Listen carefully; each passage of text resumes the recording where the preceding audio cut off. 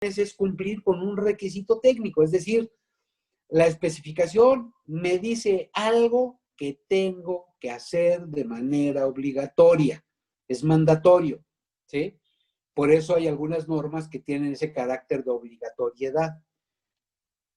Por eso también es que hay algunos dueños de proyectos, algunos constructores, algunos inversionistas que ponen criterios específicos de acuerdo a sus propias necesidades.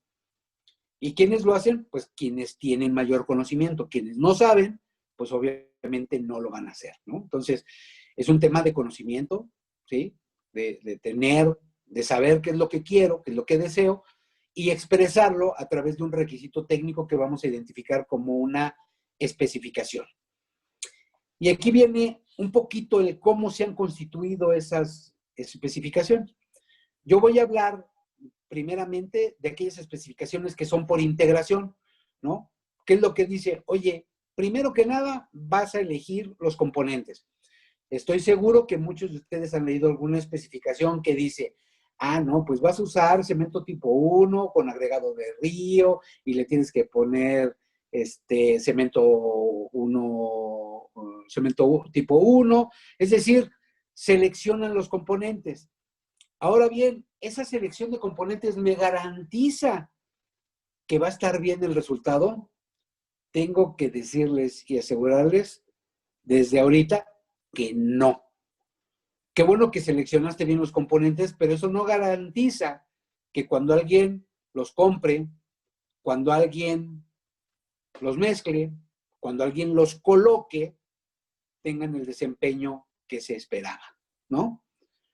Luego viene lo siguiente, oye, alguien dice, bueno, está bien, en la integración es no solo seleccionar los componentes, sino vamos a calificarlos. ¿Qué quiere decir esto? Ya compré un cemento, pues que el fabricante me entregue un certificado de qué es ese cemento, ¿no? Un certificado de calidad. Entonces yo ya elegí el componente, lo compré, a quien se lo compré le dije, califícamelo, ¿no? Dime si sí es cierto, dame un certificado de calidad, y entonces precalifico. Entonces, yo con eso, de alguna manera, estoy tratando de garantizar que mi concreto va a estar hecho de buena manera, ¿sí? Y la otra, al final del día, es, oye, pues defíneme las proporciones en las que lo vas a poner, ¿sí? Me vas a decir cuántos kilos de arena, cuántos kilos de grava, cuántos kilos de cemento.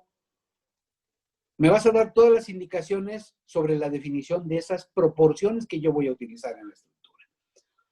¿Cuál es el problema de una especificación como estas de integración? Que nada de eso, y escúchenme bien, nada de eso garantiza que tu concreto va a estar bien hecho. ¿Y por qué no va a estar bien hecho? Porque si para hacer la mezcla, la dosificación la hiciste manual, o la dosificación la hiciste sin que tus prensas estuvieran calibradas, o la dosificación la hiciste en un equipo de hace 30 años, que nunca ha sido evaluado bajo un criterio de uniformidad del mezclado que produce, pues de nada sirvió todo lo que hiciste en la selección de componentes, ¿no? Sin contar que a veces en la selección de componentes dejamos que esa selección de componentes la haga un contador, ¿no? O sea, dejamos el tema del negocio en un contador. ¿Por qué? Porque él va a encontrar el precio más barato. Bueno, pues resulta que el agregado más cercano no necesariamente es el más barato, ¿sí? El agregado se debe medir una vez que está en el concreto, no en la distancia que lo separe de la planta. Entonces, todas esas especificaciones que van en relación a la integración de criterios, lo único que busca, o lo que dice la filosofía en la que está fundamentada es, si compré bien, si califiqué de manera previa el asunto y luego lo mezclé en las proporciones que dije, me garantiza que va a salir bien. O sea, es garantía que va a salir bien. Definitivamente no es así. ¿Que sí es importante hacer todo esto? Sí, es muy importante, es fundamental, pero no necesariamente es la solución del concepto, ¿no? En esa misma temática de integración, luego viene lo siguiente, es decir, ¿cómo voy a almacenar? ¿Cómo voy a usar esos componentes? ¿De qué me sirve haber comprado un muy buen agregado si lo pongo en un almacén en donde se va a segregar, que no voy a tener cuidado con él. Yo no sé si a ustedes le ha pasado, pero a mí me ha tocado ver salir de alguna revolvedora, me ha tocado ver salir a una persona, ¿no? Ese es el caso más grave, pero también me ha tocado ver salir perros, o me ha tocado ver salir ramas de árboles, ¿no? Es decir, tenemos que cuidar todos esos criterios. ¿Por qué? Porque todavía hay un proceso que, sumado a todos el acopio de los componentes, es el proceso de dosificación, de mezclado, de transporte, que es lo que ya decíamos, ¿no?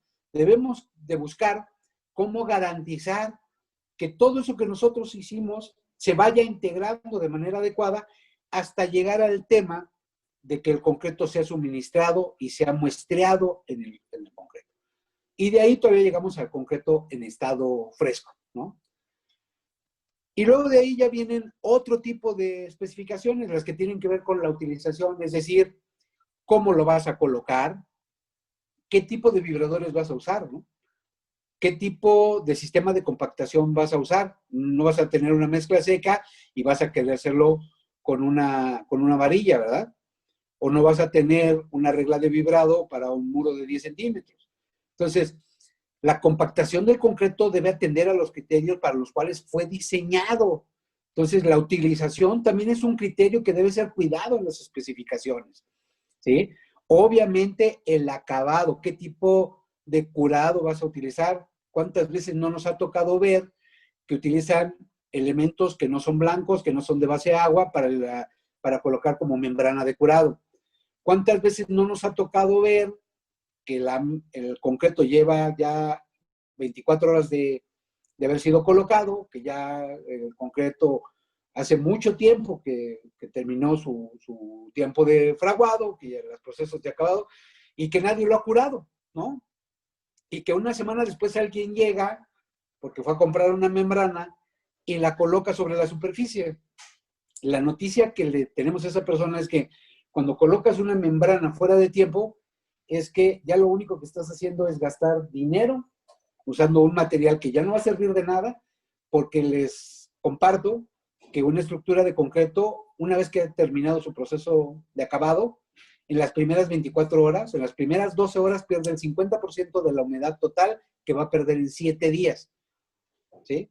Y en 24 horas pierde el 98% de la humedad que va a perder en 7 días. Es decir, si tú llegas a colocar una membrana 12 horas después, ya se fue el 50% del agua que necesitabas. Si llegaste 24 horas después, ya perdiste el 90 y tantos por ciento. Y si llegaste 7 días después, ya nomás llegaste a hacerte loco porque ya no sirve de nada. Nada más gastarte material, ¿no? Y lo platico eso porque en alguna ocasión con algún desarrollador de vivienda me tocó ver eso, ¿no?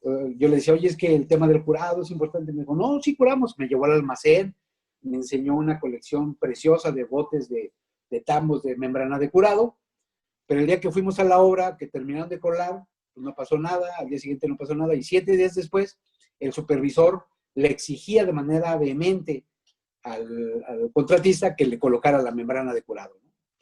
Entonces, como pueden ver, los tiempos, la precisión del conocimiento es fundamental para que las cosas se hagan bien, ¿sí? Es decir, las especificaciones deben ser muy claras en todos esos sentidos.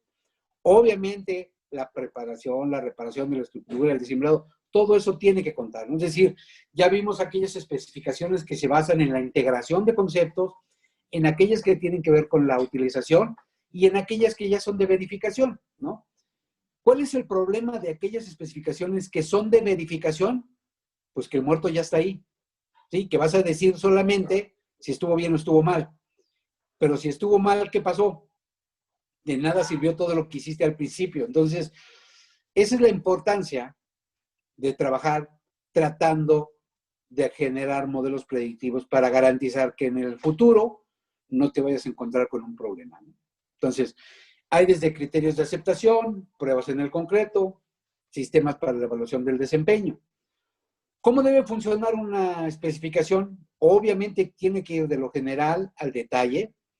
Ese detalle se tiene que convertir en una especificación y guía para las personas que van a participar en el proyecto.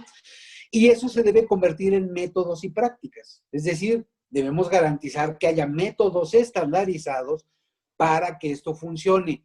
Si un método no estandarizado es estar haciendo ejercicio, ¿no? porque todos sabemos que hacer ejercicio dicen que es muy bueno, pero la verdad no da dinero, ¿sí?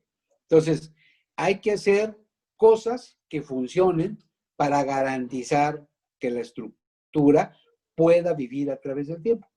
Entonces, en este caso, una de las maneras en que esto puede llevar a cabo es ir de lo general al detalle, convertirlo eso en una especificación, en una guía constructiva, y eso convertirlo en un método y una práctica que pueda ser repetible, estandarizable y que pueda ser trazable, es decir, que la podamos dar seguimiento, ¿no?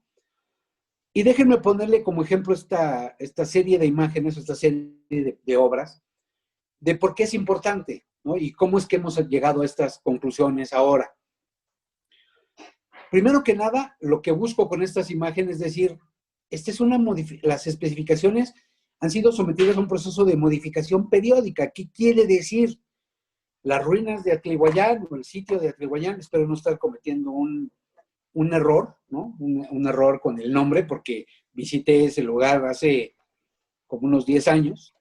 No me acuerdo exactamente si son las ruinas de Atlihuayán, pero yo supongo que alguien iba dirigiendo esa obra, pero estoy seguro y sería yo muy feliz de saber que alguien pudiera haber encontrado cuáles son las especificaciones que siguieron para decir, pues las rocas que ahí se van a utilizar no van a llevar ningún cementante y los ángulos en que van a estar son así y el tamaño de las piedras va a ser así. Es decir, las especificaciones de ese momento eran prácticamente inexistentes, ¿no?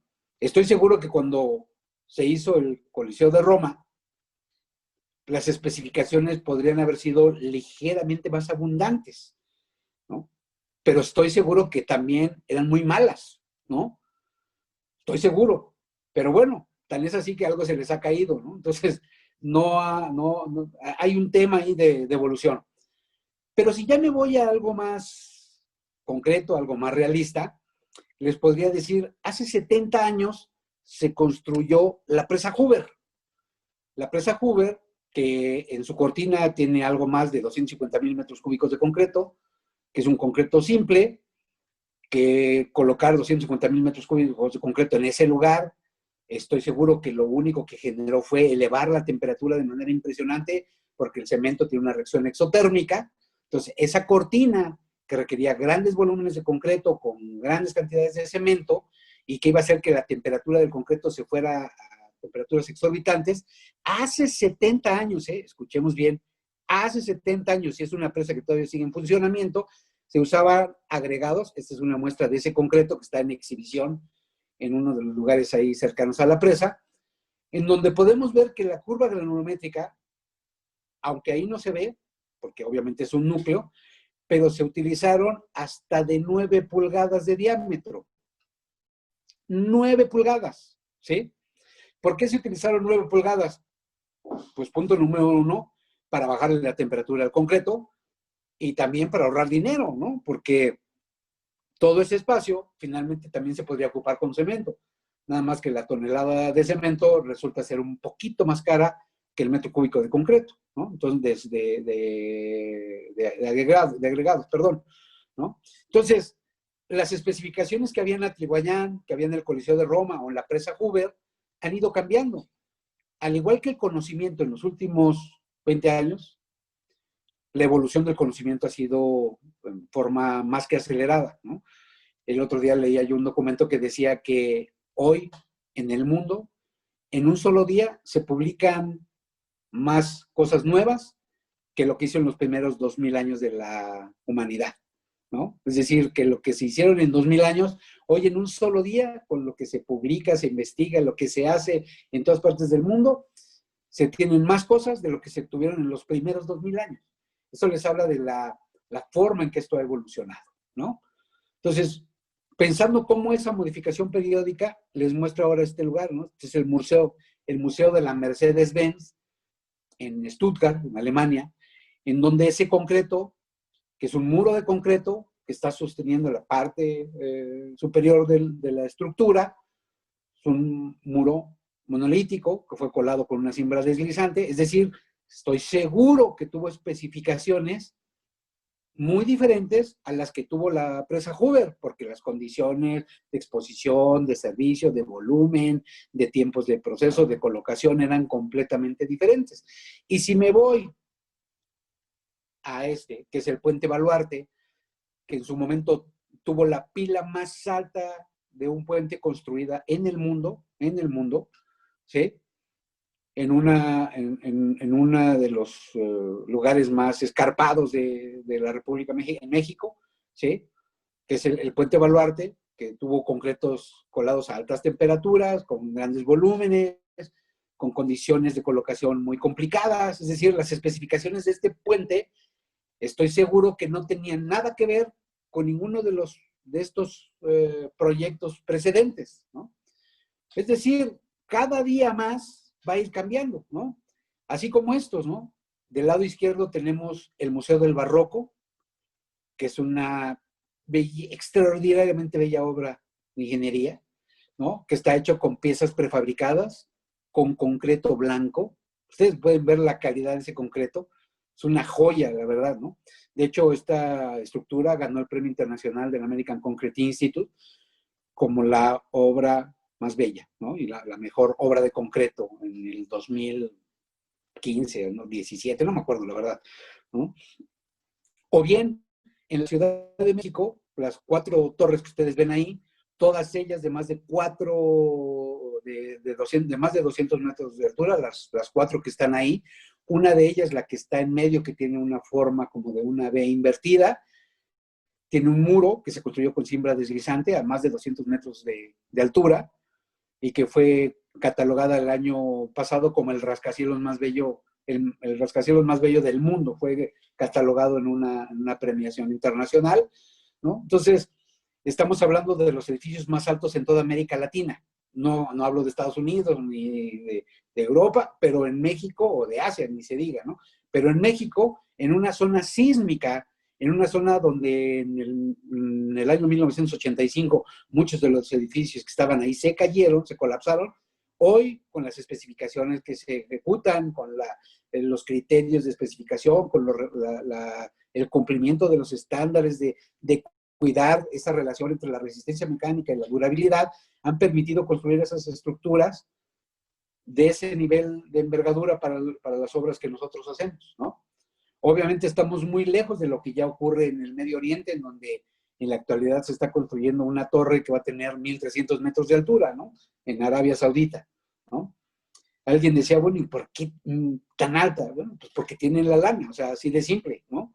Tienen el dinero y hay la tecnología, ¿por qué no? Es decir, el reto de los 828 de la Burj Khalifa en Dubái hoy va a estar prácticamente al doble, casi al doble, ¿no? O sea, llegar a 1,300 metros de altura, pues va a tener un significado muy alto, ¿no? Entonces, volviendo al tema, las especificaciones han tenido modificaciones periódicas y cada vez han ido avanzando más de forma tal que han ido evolucionando, ¿no? Y me quisiera centrar un poquito en este caso específico, que es un puente que fue construido en México, que es un ejemplo, y yo estoy seguro que alguien, porque ya alguien me lo ha dicho en alguna ocasión, me ha dicho, oye, es que, ¿por qué comentas ese tema? Pues es un error de la ingeniería mexicana, no sé qué. Pues es una forma de aprender, ¿no? Y estoy seguro que en todos nuestros países eso ha pasado. O sea, no es un tema exclusivo de México, ha pasado en todos los países. Entonces, uno de los puntos importantes en este caso es lo que ustedes ven en la imagen. El puente que está del lado derecho, en términos reales, se construyó hace menos de 30 años. Ese puente ya está cerrado, ¿no? Y tiene cerrado 20 años. Es decir, de cuando se hizo a que dejó de funcionar, pasaron alrededor de 10 años. Y después tuvo un uso muy controlado, en donde hacían que la gente circulara a muy baja velocidad, porque tenía miedo que se cayera. Ese puente fue sometido a 2 procesos de reparación y en todos los casos se fracasó, se falló. Bueno, tan es así, a mí hace un poco más de 20 años me invitaron a dar mi opinión al respecto y recuerdo muy claramente que cuando tuvimos la conversación con las personas que me habían invitado, yo les había dicho, porque me dijeron, ¿qué hacemos? Yo dije, pues yo creo que hagamos otro, le dije, porque este ya no tiene salvación, ¿no? El tema está tan grave, ya tan grave, porque empezaron a ponerle más columnas, las revistieron, después ya no pusieron más columnas porque ya no cabían. O sea, hubo un cúmulo de errores, ya saben, todas esas cosas que pasan luego en los proyectos. ¿Y qué pasó? Bueno, pues el año pasado se inauguró el puente que está al lado, ¿no? Obviamente, ¿qué se trató? Pues obviamente las especificaciones fueron diferentes, ¿no? Obviamente se consideró las posiciones de servicio, que una parte de las estructuras iban a estar bajo el nivel del mar, otras iban a estar en la zona de splash, otras iban a estar en la parte de arriba, expuestas a la evaporación, el tránsito al que iba a ser sometido, toda la estructura era de concreto. Se buscaba hoy que la durabilidad minimorum fuera de 50 años, ¿no?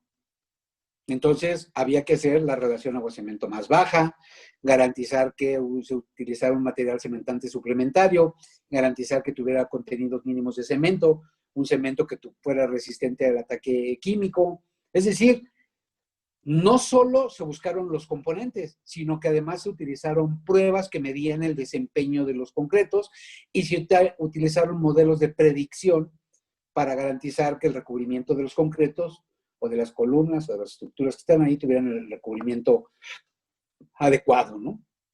Entonces, de nueva cuenta, si yo me regreso y vuelvo a ver todo este proceso evolutivo, en el hoy por hoy estamos buscando hacer concretos con características completamente diferentes, que vayan de acuerdo a las necesidades del proyecto, a las condiciones del proyecto, al servicio que va a dar el proyecto, ¿sí?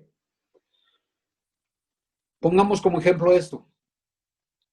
Para nadie es un secreto que los pavimentos de asfalto tienen una vida útil muchísimo menor que un pavimento de concreto, ¿no? Y tienen muchos otros temas a favor. ¿Por qué nos seguimos empecinando en hacer todavía pavimentaciones de asfalto? Es un secreto muy complicado, ¿no? Que tiene que ver con nuestros políticos, que tiene que ver con las culturas de los países, ¿no? Pero las carreteras de concreto, hoy por hoy, son una realidad en el mundo y cada vez van en más crecimiento. ¿Por qué no se hacen todas de concreto? Bueno, hay muchos asegúnes, hay muchas cosas, pero es algo que debemos contemplar, ¿sí? Las condiciones de servicio. Voy a presentar al final unas gráficas que hablan de la importancia de entender estos conceptos, ¿no? Nosotros debemos entender que hay una cadena de responsabilidades en el proceso de cualquier proyecto, desde el que provee los insumos al que construye la obra, y yo más adelante tengo otra pequeña listita en donde voy a decir qué otros jugadores hay que poner, ¿sí? Pero no solo estos tres son responsables del proyecto, ¿no? Los proveedores, el proveedor del producto manufacturado, como es decir, el productor de concreto premezclado, el constructor de la obra, no son los únicos responsables, ¿sí? No son los únicos. Hay otros jugadores y lo voy a tratar de ejemplificar un poquito más adelante. Fíjense bien, por ejemplo, nosotros hemos estado trabajando con algunos asociados, algunos miembros del instituto, en procesos que van a calificar no solo los componentes, es decir, ya no tengo que calificar solo al que me da los insumos, es decir, ya no solo me tengo que preocupar por el cemento o por los agregados, me tengo que preocupar porque el que me va a proveer el concreto, pues tenga su planta certificada, ¿no? Aquí podemos ver esta compañía, una compañía aquí en México, que ha sido certificada por el instituto y que su planta ha sido sometida a una revisión escrupulosa y que su planta cumple con los criterios de control de calidad para satisfacer la producción de un concreto de alto desempeño. Por el otro lado, tenemos convenios con los fabricantes de equipo para que sus ollas tengan una certificación por parte del instituto, por parte del IMSI. Entonces, sus ollas salen con un sello de garantía, como se puede ver ahí. ¿Qué significa eso? Ah, bueno, estas ollas son calificadas por el personal del IMSI de forma tal que esas ollas garantizan que cumplen con los criterios de mezclado, de las capacidades operativas, con los temas de seguridad, es decir, con una serie de criterios muy importantes para garantizar que esa unidad cumple con los criterios para satisfacer la producción de concreto premezclado, ¿no? Baste decir, por ejemplo, que esas ollas, las que están certificadas o las que tienen el sello de garantía del INSIC, ninguna de ellas tiene más de 10 años de antigüedad. Es decir, si una olla tiene más de 10 años de antigüedad, nosotros ya no le podemos otorgar un sello de garantía, ¿no? Por todo lo que está implícito, ¿no? Yo he platicado muchas veces esta anécdota, pero un día un cliente me invitó a su planta y me decía que él vendía puros concretos de alto desempeño, ¿no? Y cuando llegamos a su planta, lo primero que vi fue sus camiones y le pregunté cándidamente, oye, ¿cuál es el camión más joven que tienes? ¿No? Y eso pasó hace un par de años. Y me dijo, pues de 1997, ¿no? Echémosle números, ¿sí? Más de 20 años de estar en circulación. Y él estaba seguro y convencido que esos concretos le servían para hacer concretos de alto desempeño. Sería muy difícil probar, ¿no? Sería muy difícil probar. ¿Qué otra cosa? Oye, nosotros no solo nos preocupamos porque las plantas jalen bien, porque el camión jale bien. Nosotros, a cada camión que tiene un sello de garantía, perdónenme, el operador es sometido a un curso de certificación, en donde el camión al que está asignado tiene una verificación y el operador tiene que presentar un examen de un curso que se les da para que quede certificado como operador de camión revolvedor. Y la razón principal me la dio un día uno de los fabricantes que trabaja con nosotros.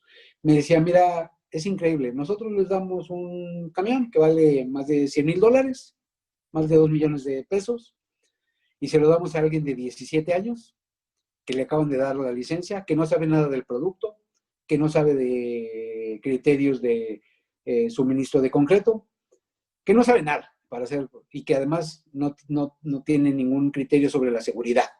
Entonces nos preocupa la seguridad, nos preocupa el producto, nos preocupa el medio ambiente, nos preocupan muchas cosas. Entonces preparemos un curso para que los podamos certificar y que los califiquemos de manera tal que sean personas que puedan tener los conocimientos suficientes y necesarios para operar un camión como esos, que sepan cuáles son las cosas que tienen que cuidar, que sepan el producto que llevan dentro, cuáles son las implicaciones que tiene, ¿sí? ¿Qué puede pasar? ¿Qué sí le puede hacer? ¿Qué no le puede hacer? ¿Qué no? El que sepa por qué no le puede poner agua, que es una práctica que en nuestros países ha sido muy complicada de erradicar. Entonces, todo lo que el conductor de ese camión debe saber para garantizar que el concreto, una vez que sale de la planta y que esté puesto el elemento, haya ido de la mejor manera, ¿no? Entonces, bueno, cuando nosotros hablamos de eso, tenemos que poner a estos jugadores en la mesa, ¿no? Desde el propietario, ahí están invertidos el orden, perdón, en el propietario, el proveedor y el constructor, ¿no? Entonces, si tenemos especificaciones prototipo, yo lo que les diría, hoy por hoy, en muchas obras de concreto, lo único que pide una especificación prototipo es, pues yo le pido su revenimiento, le pido que el revenimiento me lo dé, es decir, pruebo sus propiedades en estado fresco y le pido que me saque la resistencia. Es lo único que le pido. Alguien más dice, no, yo a esa especificación le voy a sumar ahora que me dé, además del F'C y del revenimiento, que me dé el tipo de cemento, ¿sí? Pero les voy a decir algo importante antes de que se me pase. Resulta que la prueba de revenimiento para los concretos que hoy se producen, los concretos de alto desempeño, ya no sirve. Hoy se utilizan pruebas diferentes que no están ahí, ¿no? Pensé, perdón, hay un error en esa imagen. No están ahí, pero el revenimiento se sigue considerando a través del cono. Pero hay quien todavía le va agregando más cosas. Pide la relación agua-cemento, el contenido mínimo, el tipo de cemento, el revenimiento, el F'C, y así le podemos ir sumando cosas, ¿no? Desde el control de temperatura, el tipo de acabado, la aplicación del curado, ¿no? Si nosotros hablamos de un concreto en donde se evalúa el desempeño, estas especificaciones prototipo no necesariamente satisfacen esa condición. Por ello, en un concreto especificado por desempeño, debemos de cuidarnos de estos temas, ¿no? elaborar un concreto denso y de baja permeabilidad, prevenir una reacción detrimental en el elemento y obviamente impedir el contacto con los agentes agresivos, ¿no? Que es un poquito el resumen de todo lo que habíamos hecho.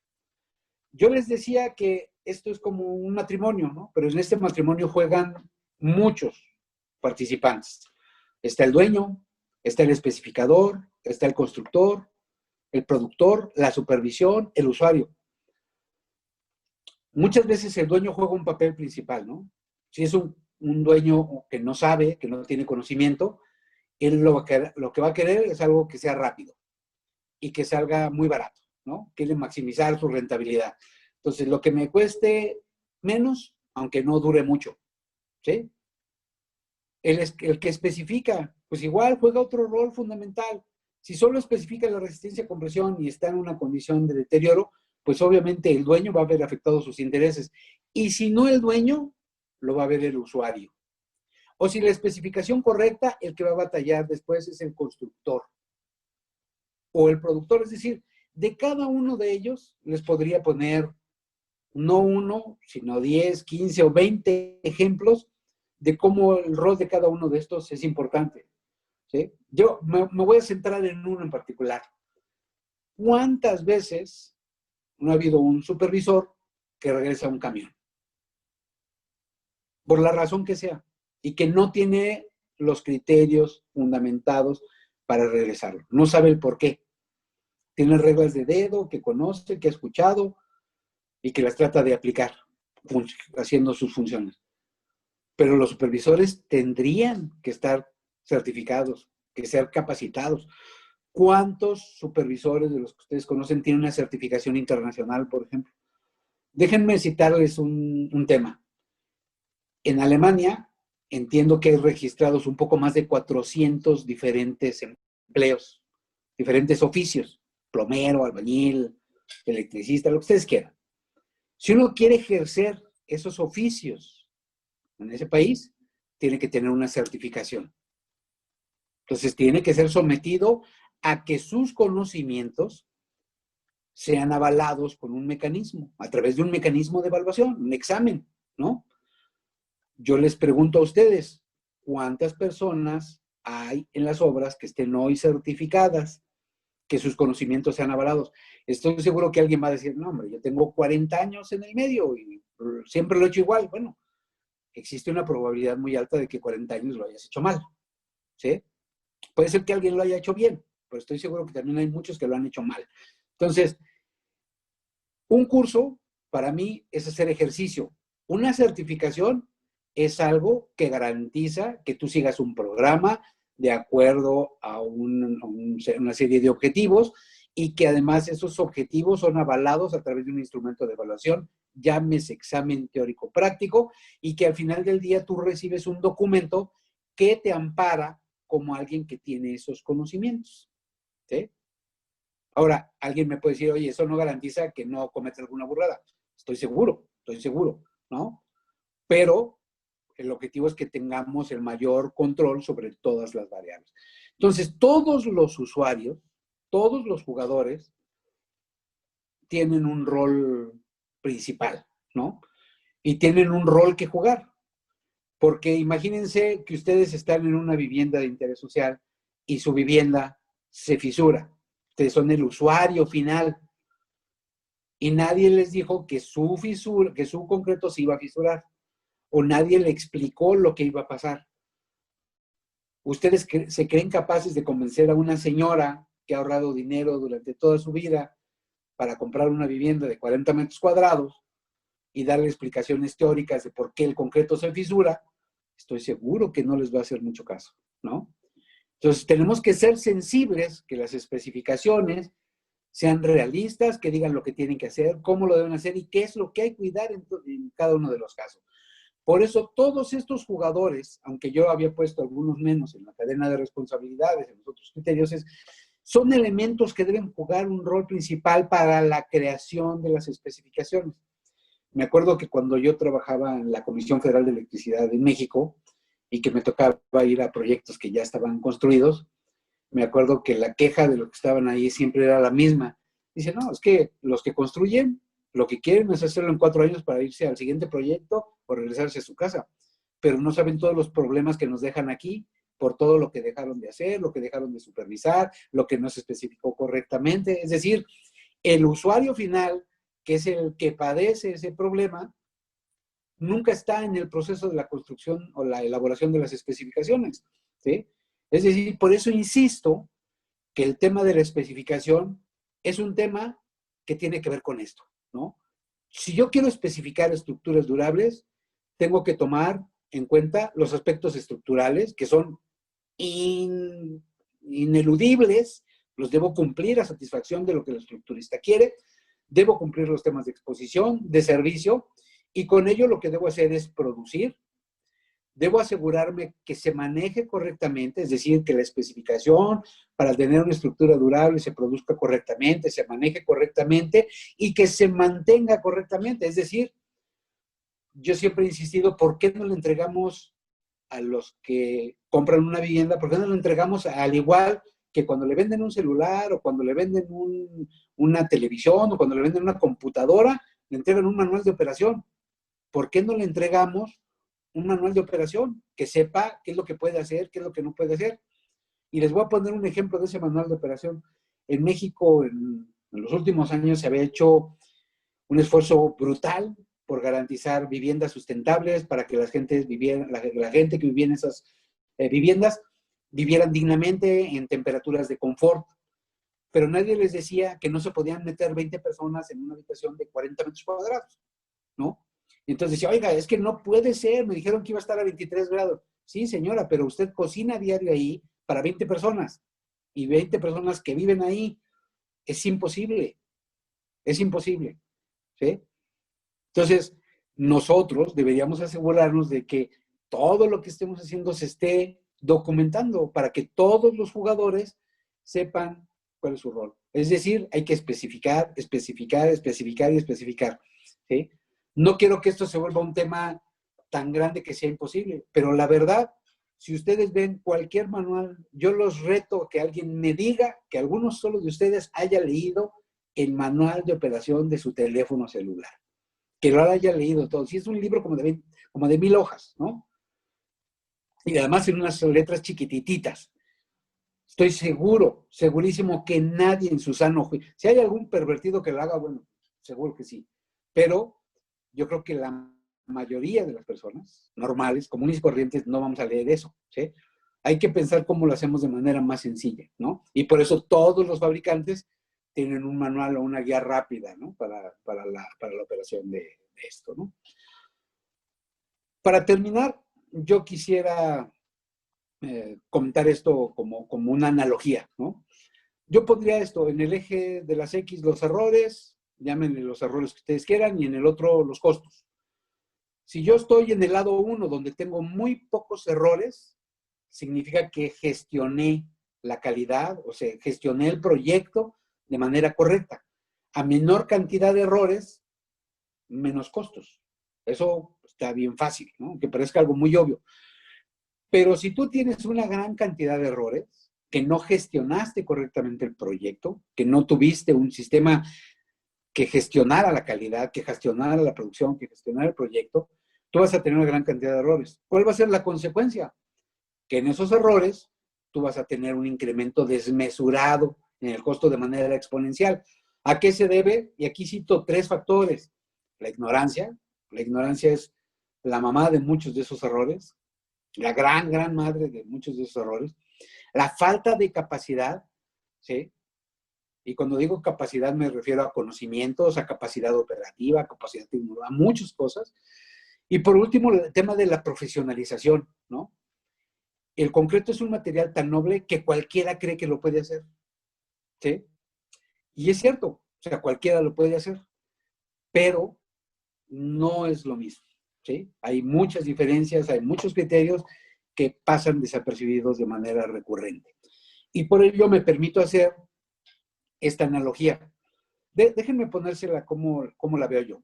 A esta gráfica le hace falta otra gráfica por ahí que es importante. En alguna ocasión leía yo un reportaje en donde hablaban de los países que tienen más regulaciones. cuando yo digo más regulaciones es que le dicen al ciudadano, pues no te puedes pasar el alto con la luz roja, ¿no? Si ustedes van a Suiza, pues no pueden cortar el césped los domingos, ¿no? Porque les meten una demanda, les mandan a la policía. Entonces, el país que tiene el mayor número de regulaciones en el mundo, de acuerdo al documento que yo vi, eran los suizos. Y los países que tenían menos regulaciones en el mundo eran los países en desarrollo, en vías de desarrollo, los países pobres, ¿no? Llámese África, llámese América Latina. Entonces, hacían una gráfica en donde decían, oye, cuando las regulaciones crecen, que es la gráfica en rojo con la R, cuando las regulaciones crecen, ¿sí? Y están, que son menos, perdón, los muertos van a aumentar, ¿sí? Si tú tienes muchas regulaciones, el número de muertos va a disminuir. Y entonces hacían una correlación entre el número de fallecidos que había en esos países por cualquier razón, llámese seguridad social, llámese desastres naturales, llámese lo que se llama, mientras el país tenía el mayor número de regulaciones, el número de muertos era menor, ¿no? Es decir, si lo digo de manera sarcástica, en Suiza está difícil morirse, aunque le eches ganas, aunque te quieras morir, el Estado no te deja, ¿no? Te va a llevar a 90 años muerto de la risa, ¿sí? ¿Por qué? Porque hace tantas cosas, cuida tantas cosas, que te blinda. En cambio, en nuestros países, donde hay cero regulaciones, ¿no? Donde es la ley de la selva, el número de muertos pues, crece de manera desmesurada. ¿Y por qué razón? Pues porque cada quien hace lo que se le da su regalada gana. Ahora no son muertos ni son reglas, son especificaciones y son proyectos, y es dinero. Si yo tengo muchas especificaciones y están bien hechas, seguramente el número de errores va a ser menor y el número y el gasto del proyecto va a ser menor, ¿sí? En cambio, si no tengo especificaciones, el número de errores crecerá y vamos a tener un problema muy serio, ¿sí? Entonces, esta analogía un poco tétrica, lo que busca es que entendamos la importancia de esas especificaciones que nosotros construimos, con las que nosotros colaboramos para garantizar que las estructuras funcionen de manera correcta, ¿sí? Que los proyectos cumplan a cabalidad. Y ahora sí, para ya cerrar mi charla, me voy a ir a los modelos predictivos, ¿no? Y aquí tienen un ejemplo de esto, ¿no? Aquí tienen un ejemplo de un modelo predictivo para la corrosión del acero de refuerzo, en donde sabemos cuál es el umbral que tiene las estructuras de concreto para que sufra un proceso de corrosión una vez que se llega a la zona de despasivación, ¿sí? Y donde va a haber una corrosión inminente. Entonces, aplicando la segunda ley, a través de un modelo matemático que ya existe, que ya hay empresas que lo tienen, que lo pueden proporcionar, que lo utilizan, se puede definir de acuerdo a la calidad del concreto, de acuerdo a la forma en que se mueven los productos en él y de acuerdo al espesor del recubrimiento, puede decirte cuál es el recubrimiento mínimo indispensable que tú requieres para tener una obra que dure 25 años, para que dure 50 o para que dure 100, ¿sí? Y si tú dices, oye, quiero que dure 200, seguramente ya te van a cuentear, no te van a decir la verdad, pero pues nadie está pensando en el hoy por hoy, hacer una obra para 200 años. Seguramente todos quisiéramos que duren eso, pero difícilmente alguien va a llegar a ese momento para su elaboración. Entonces, pensemos en algo de lo que hoy es normal. Yo me acuerdo que cuando empecé a trabajar en proyectos de infraestructura, se hablaba de que el proyecto, su vida útil debería ser de 50 años. Cuando yo salí de la compañía en la que estaba, ya hablábamos de 100 años como hablar de cualquier cosa, ¿no? Es decir, de un momento a otro pasamos de 50 a 100 años solo buscando prolongar la vida útil de la estructura, ¿no? Este es un ejemplo aplicable en ese sentido, en ese mismo concepto de la vida útil, de los pavimentos de concreto versus los pavimentos de asfalto. Mientras que el costo inicial en el tiempo cero de un pavimento de concreto es más alto que un pavimento de asfalto, es decir, si hoy voy a construir una carretera de asfalto, estoy seguro que va a ser más barato que hacerla de concreto. Eso nadie tiene la menor duda, ¿sí? Claro, a excepción de momentos en que el petróleo crezca de manera insubordinada, pues podría haber un problema. Si no un problema, podría haber una área de oportunidad. Pero a los precios que está ahorita el petróleo, hacer carreteras de asfalto, pues es lo más barato que las de concreto, ¿no? Y entonces, el tema es, pues seguro, porque en el tiempo inicial voy a hacer una carretera más barata. Y si hago una carretera más barata, puedo hacer más. Ok, nada más que el mantenimiento de las carreteras de asfalto sigue el patrón de la línea roja. De forma tal que a los 5 años o a los 6 años, que esa curva es variable dependiendo del precio de los productos, a los 5 años el punto de equilibrio ya se alcanzó. De forma tal que después del año 5, el costo de las carreteras de concreto es muchísimo más barato. Y conforme pasa el tiempo, ese costo, ese diferencial, ese delta